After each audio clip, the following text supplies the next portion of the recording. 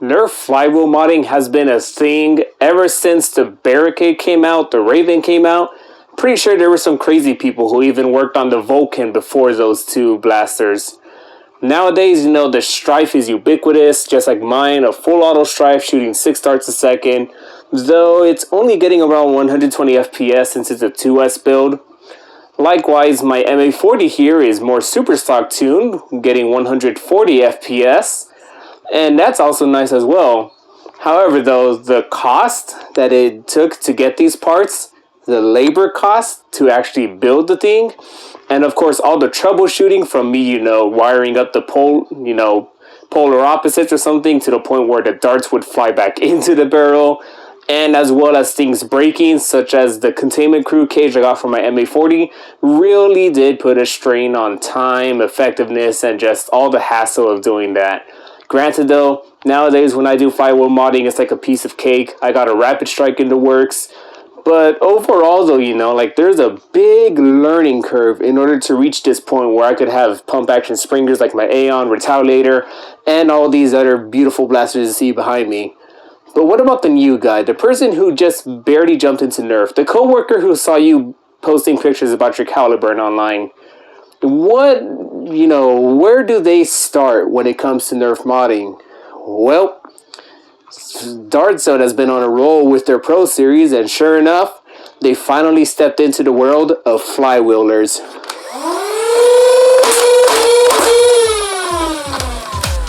Oh yeah, Select Fire too.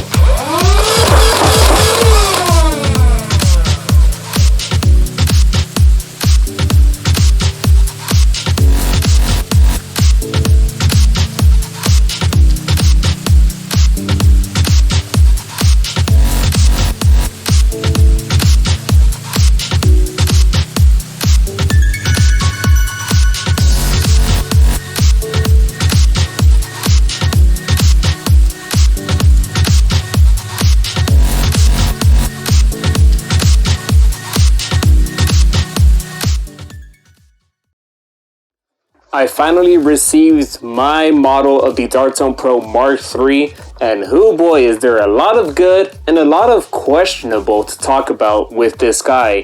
First of all, it is Dart Zone's first step into pro level flywheelers. With this guy, I'm running 8 Ultimate Lithium batteries, or AA batteries, Energizer. You can still buy them at the store, but they are a pretty penny. And I'm hitting, 150, 160 FPS with the long darts and, of course, short darts. Though for the purposes of this video, and because, half dart supremacy when it comes to super stock play, I'll be sticking to the topic of short darts. Long darts are good in this blaster, especially in semi-auto. However, though, the included bamboo darts, since they have the smaller heads, they don't get an even crush along its body when flying through the flywheels, therefore leading them to just spew out of control and off in random places. When you're using stuff like waffle heads or, Accu fakes like I've been doing, that's where you get the accuracy. However, though, there is the thing with Accu fakes is just, their heads get ripped off pretty easily. And then obviously with waffles and whatnot, they're good and everything, but unfortunately, like every other model I've seen, there is that double feed to a stall feed issue when it comes to full auto. So, frankly though, we're going to be talking about the Mark III in the format of short length darts only. So overall though, with the blaster itself, you've got yourself quite a chunky boy, but this guy has many neat secrets. First of all though, you have rail all over the top. This of course is not a red dot sight, even though it has a red dot in the traditional sense. Rather, it is more like an ACOG or, a holographic iron sight, meaning that you can't adjust, the angle of it so that depending on what angle you're staring into it, the red dot will show. Rather, this thing is just stable.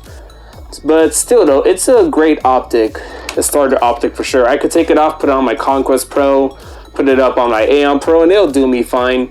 But honestly, I'd prefer putting an actual optic like a red dot on it sooner or later. But yeah, overall, that's pretty neat. The Buffy Tube stock is, of course, a Buffy Tube stock. Not only will it take this one, but it will also take the Nexus Pro stock, the Striker stock, and any real steel, airsoft, aftermarket buffer tube stocks that exist out there. So that's pretty neat.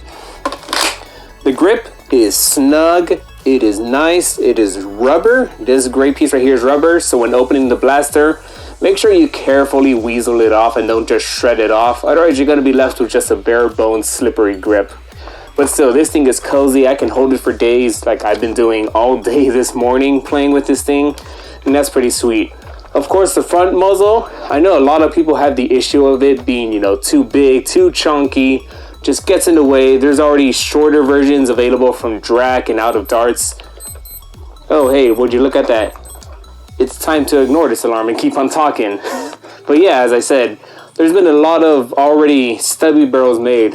I, however, like the barrel and plan on keeping it, especially because, you know, as you can see right here, foregrip options. This rail on the bottom actually gave me a reason to buy the Out of Darts crooked cousin, because now I can have a foregrip down here which will double as a backup blaster or a master key or anything like that, thanks to the large barrel length up here being able to cover up the crooked cousins right under here, just so a firm fit in general. Now on to performance. Unfortunately, my Saturnus chronograph decided to just up and die. I don't know what the issue is. I've already taken out the chip and studied it, but I don't know. I guess it just overvolted or something. But regardless though, as you've seen from every reviewer out there, 150 FPS with, you know, a mix of full length and short length darts.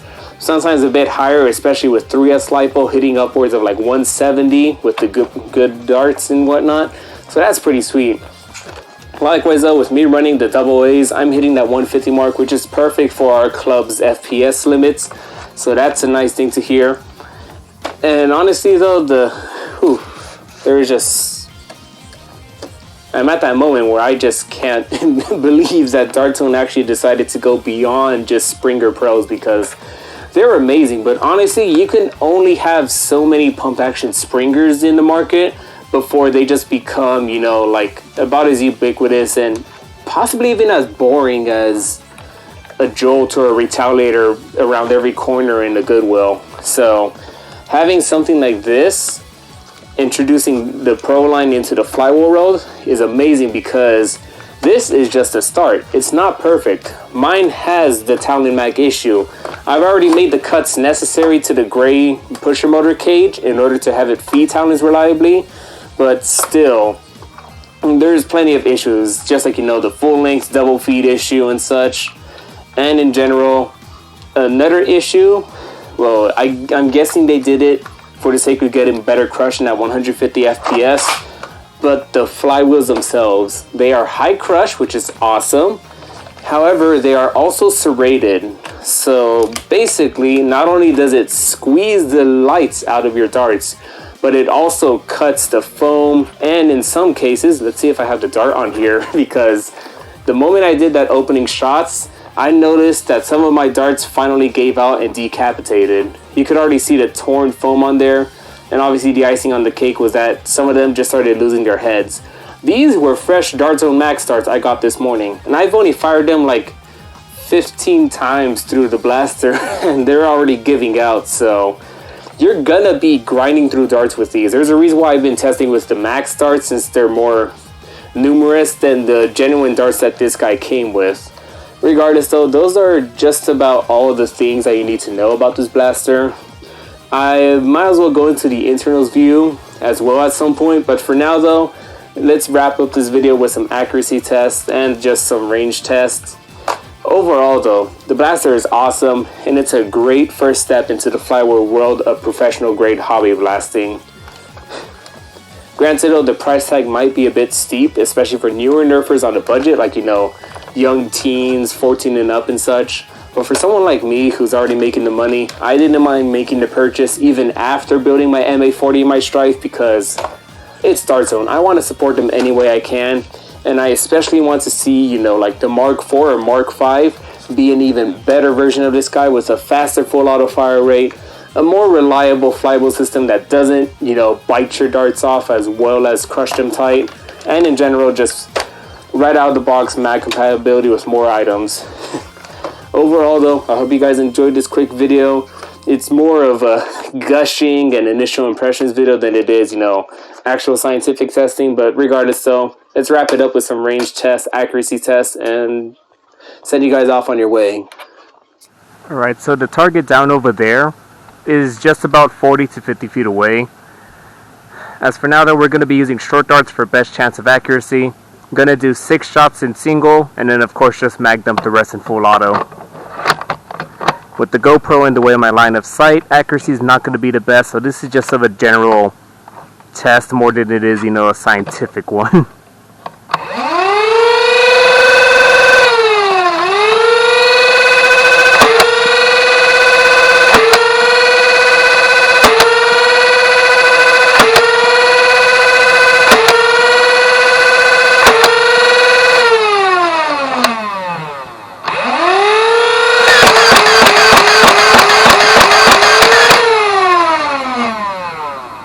Interesting. In single mode, the darts tend to just veer off anywhere, but in full auto, the grouping seems to tighten up a lot more. Not sure why that is. We'll investigate throughout the rest of this video.